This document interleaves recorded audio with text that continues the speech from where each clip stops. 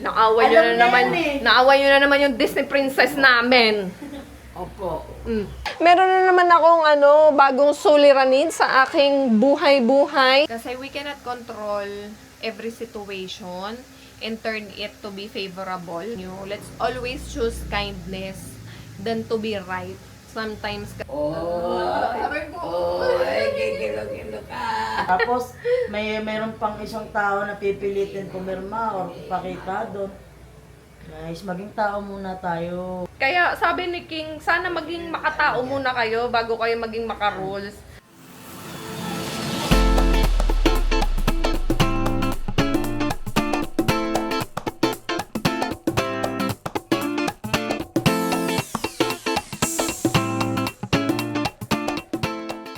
Hi guys! Meron pala akong ikukwento sa inyo.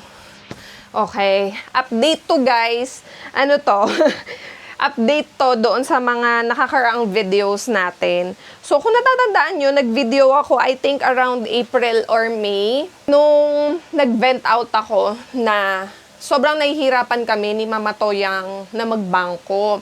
Kasi si Mama Toyang ay US Veterans Affairs beneficiary because ang daddy ko ay retired US Navy. So si Mama ang may pensyon. So to speak, no, sa madaling salita, meron siyang tinatanggap na pensyon galing ng Amerika buwan-buwan. Benefit niya yon because of my dad. So simula nung na-bedridden si Mama nung December, pag kuha namin ng money no, I think February, kasi nag-Japan kami noong time na yun eh. So, sobrang na-busy ako. Kaya pagbalik namin dito sa Pilipinas, pagkuha namin ng money noong around February, nakikiusap ako dun sa bank na bedridden na si Mama, tapos hindi na siya makakapunta sa bangko, and I am requesting to allow me to get the money on her behalf. Since meron naman akong SPA at saka ako naman yung kanyang legal guardian, so to speak, 'di ba? Ganyan. But then, yung naging conversation namin ng bank noon, hindi siya naging madali. Pero binigyan nila ako ng requirement na dapat kong iproseso. So doon na nga din nangyari, guys, yung pinanggalingan kung bakit ko nalaman na adopted ako, ganyan. Kasi merong mga taong tumulong sa akin. And fast forward to now, na ano na ngayon, August, na-award na sa akin, guys, yung fiduciary. So, ano ba yung fiduciary? Yung fiduciary is a special authority or appointment na pwede ako mag-manage ng pera ni Mama since si Mama ay hindi na siya mentally, physically, and parang in totality, incapable na siya to manage her own finances, manage her own life, or simply to say, kailangan niya na talaga ng authorized person to do it on her behalf. No, so dahil nga merong Alzheimer si Mama, tapos bedridden na din siya dahil doon sa fracture niya sa hips. Yun yung inayos ko noong mga panahon na yon. I think nag-start ako mag-ayos noon around February or around February kasi yun yung in-advise ako ng bangko na kailangan makipag-coordinate daw ako sa US dahil ang pera ay nanggagaling sa US. Kumbaga, wala daw silang karapatan na magdesisyon on their own na payagan ako na mag-withdraw ng pera ni Mama. Kasi hindi naman sa kanila galing yung pera. And hindi rin siya pwede kasing naka-ATM. Hindi rin siya pwedeng i-mobile banking kasi direct deposit yun, guys, galing ng Amerika. Although binigyan naman nila ako ng instruction para maging amenable yung sitwasyon namin. So, ayun, na-award na sa akin yun, guys, 2 weeks ago. Ngayon, meron na naman akong bagong suliranin sa aking buhay-buhay bilang tagapag-alaga ng aking adopted mother. Very special talaga. Alam nyo, sa mga ganitong pagkakataon na mas lalong nagiging complicated yung mga bagay-bagay, mas lalo kong na-appreciate si Mama and yung relation between me and her because unang-una, diba, sabi ko nga sa inyo, no, I could have been in a different family. no? Pwede din naman na ipina-abort ako ng sarili kong nanay, pero napunta ako kay Mama Toyang for a reason. And that reason was revealed to me nung time na nalaman ko na adopted ako. Sabi ko, kaya pala, ako pala yung mag-aalaga kay Mama Toyang dahil ako na lang din naman yun nandito sa Pilipinas. So, sabi ko, kaya na-realize ko na, alam niyo yun, yung mga problema, mga trials namin bilang mag-ina at saka dun sa sitwasyon naming mag-ina, nandyan at nandyan siya, hindi siya mawawala. Pero, yung providence ni God, yung guidance niya, at saka yung mga pamamaraan niya, minsan nakakaloka talaga. Nakakaloka talaga, guys. Alam mo yon, up to the point na, ito na nga, na-appoint na nga ang lola nyo na fiduciary. Very excited ako, guys, dahil the last time nagpunta kami sa bank, sobrang nahirapan na naman kami. Hanggang sa parang nagkaroon na ng pagsusungit, yung taga-bangko, kasi ayaw nila akong i-allow to get the money of my mother. Tapos, parang gusto nila na pumirma si mama sa harap nila, on the spot, pipirma, ganyan. Si mama nga ay may Alzheimer's. Alam nyo, yung pagpirma kasi is hindi na talaga sa kanya. Kumbaga, hindi na talaga siya hindi na talaga siya nakakapirma ng maayos. So, ang gusto pa nilang pirma is kung ano yung pirma niya doon sa bangko na maayos pa siya, yun pa rin ang maging pirma niya ngayon na may Alzheimer's na siya. Sabi ko, kaya mas lalo ako na-frustrate, guys, because some people not special treatment parang don't go an extra mile to understand the situation and to do something about it. Kumbaga, ikaw may Alzheimer's ka, di ka nakakapirma, sorry, di mo makuha yung pera mo. Ganun na lang. So, kaya ako nagpa-appoint sa Amerika. So, ito na nga, di ba? Bakit ba pa segue ako? So, na-appoint na nga ako, may interview pa kaming naganap. Yung mga taga-Amerika tumawag through, di ba, yung talagang SOP nila, pinagdaanan ko yung procedure and yung legalities kung paano ako magiging fiduciary ni mama. Pinagdaanan ko yun. So, lahat ng mga documents na ni-require nila sa akin, na-i-provide ko yun na maayos.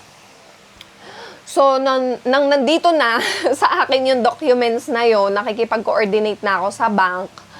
Girl, ito na naman kami. Hindi daw, kumbaga, hindi nila ma-honor yung fiduciary document just because hindi sila makapagdagdag ng pangalan ko doon sa system nila. So, ang account kasi ni mama ay nakapangalan sa kanya. Syempre, di ba, dahil pera niya yun eh. So, sa kanya talaga yung nakapangalan. Etong fiduciary is just a special authorization document na nakalagay doon yung pangalan ko and authorizing me to do the transaction and manage her money bilang hindi na nga siya capable. But the thing is, hindi pa din pala siya ganun kadali pag dinala na dito sa proseso dito sa Pilipinas. So, sobrang frustrated ako about 2 weeks ago kasi No.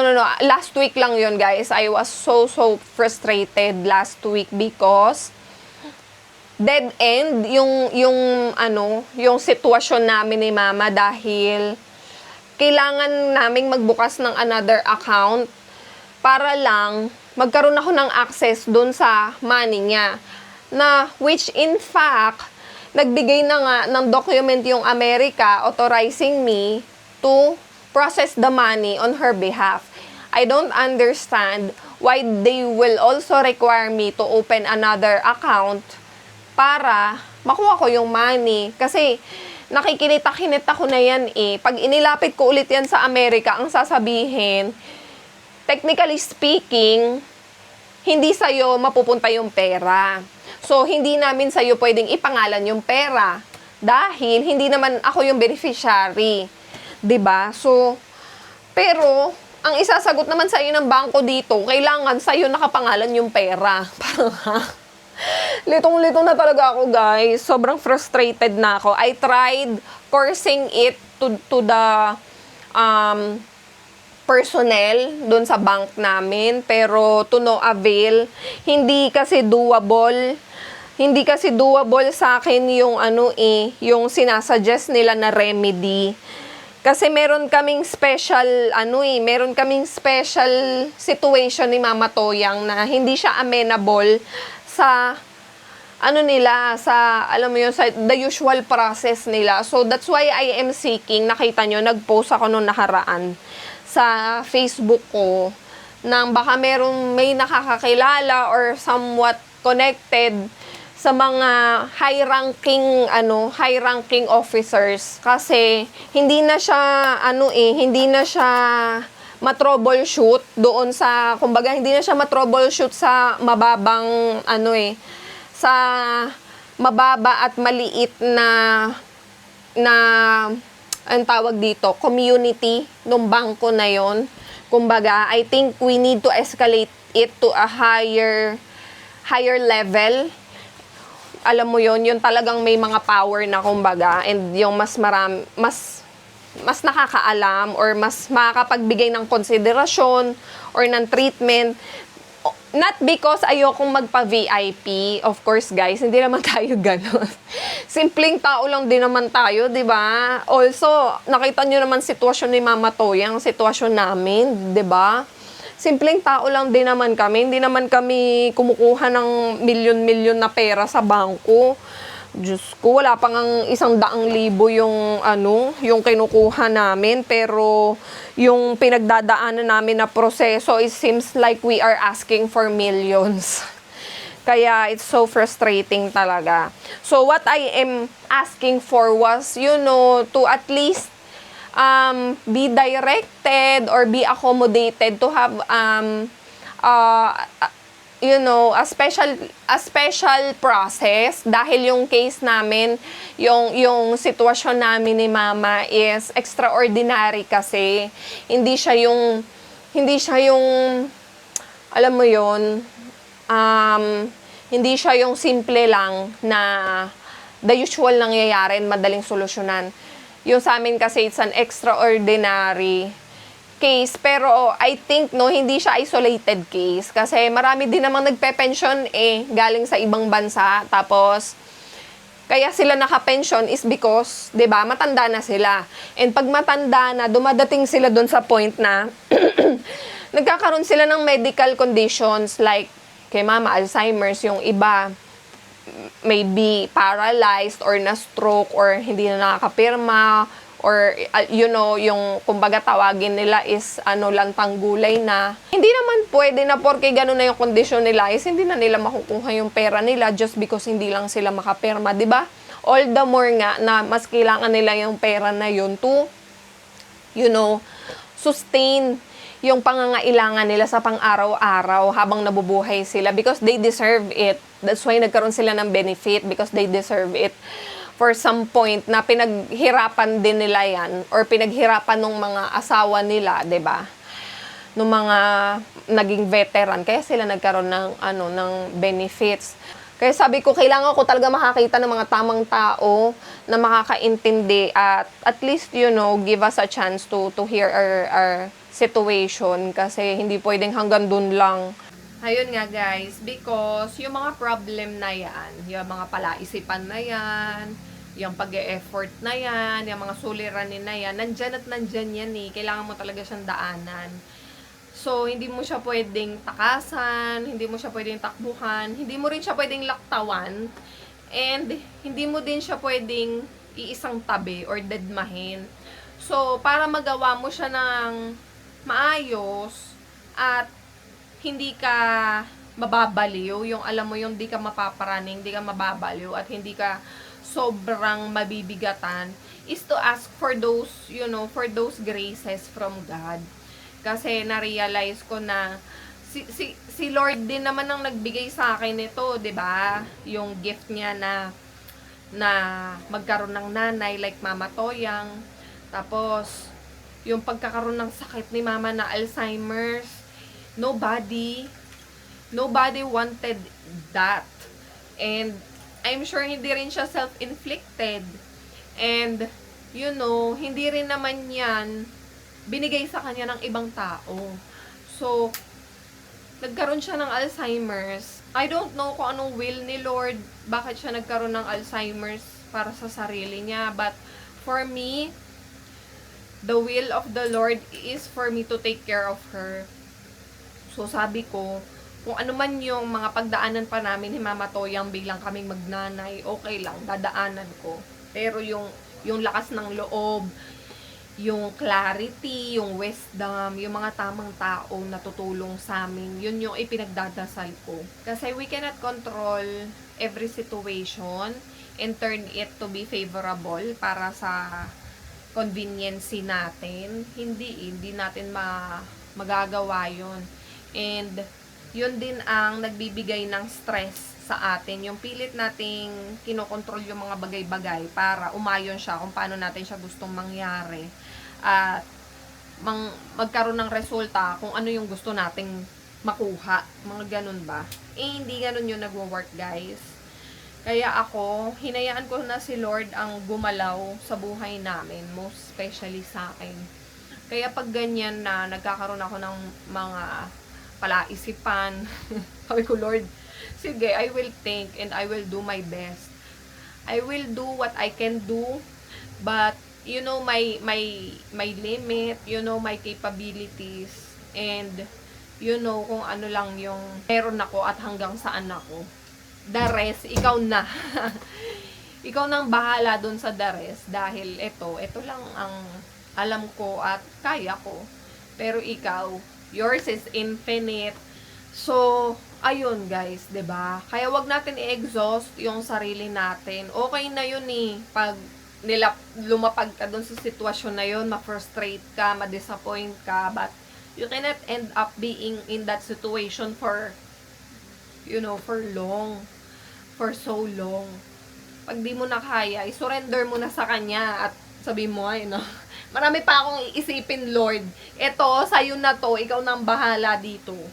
So, eto, yung suliranin ko to na sa bangko, like yan, I will do my best. I will try to, work hand in hand with the bank. But, kung hanggang saan lang yung magawa ko, hanggang doon lang din talaga ang maibibigay ko. Kung ano ang plan ni Lord, let it be done. And, yun naman din talaga yung, mas gugustuhin kong mangyari, not my will, but His will. Another thing that I realized, guys, is gusto ko lang din i-share sa inyo. Let's always choose kindness than to be right. Sometimes kasi, ang kailangan ng mga ibang tao is pang-unawa at makikinig sa kanila. Hindi yung magtuturo sa kanila ng solusyon. At magsasabi sa kanila kung ano yung mga do's and don'ts. Sometimes you just to, be with them and just hear them out. Acknowledge their situation and make them feel that what they are feeling is valid and the situation calls for it. Hindi yung isa-shutdown mo pa sila lalo or parang mas lalo mo pang ipaparamdam sa kanila na wala kang pag-asa o bahala ka sa buhay mo. So, ayun lang naman guys na i-share ko sa inyo. Let's always choose to be kind than to be right. So, let's pray for a humble heart always. You want cat? Dito cat Orange to Pongkan na yata to kasi malaki na siya. Wala kasing cat ngayon. Hindi ko din alam. Nakabili din ako kanina guys ng lansones.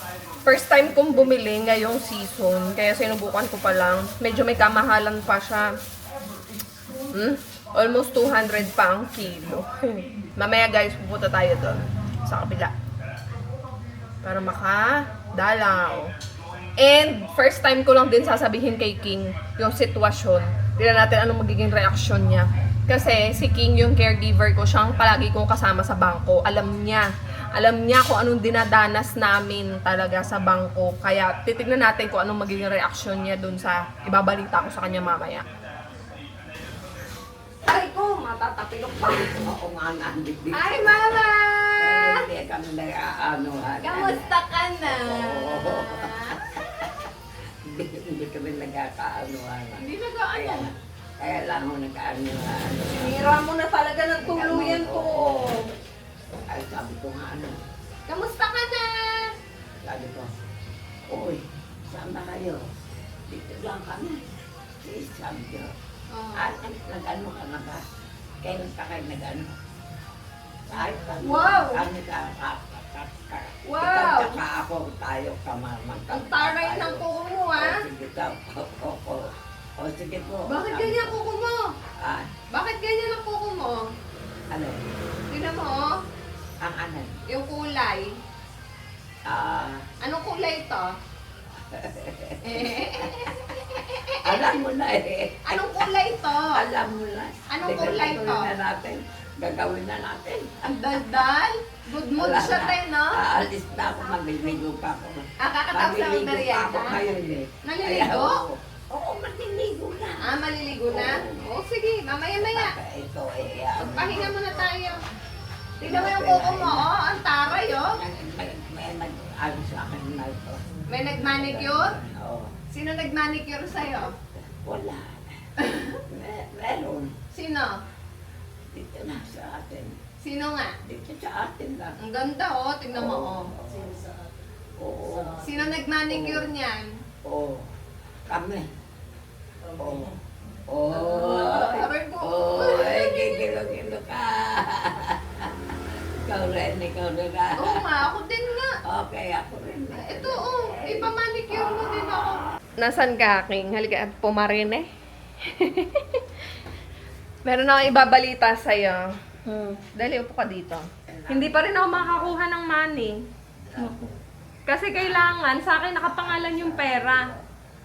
Eh, di ba Bakit daw? sinabi na yun nung nag-interview sa atin sa VA na yung authorization lang o authorize lang ako na mag-withdraw over the counter pero hindi sa akin ipapangalan yung pera kasi 'di ba siya nga daw ang beneficiary.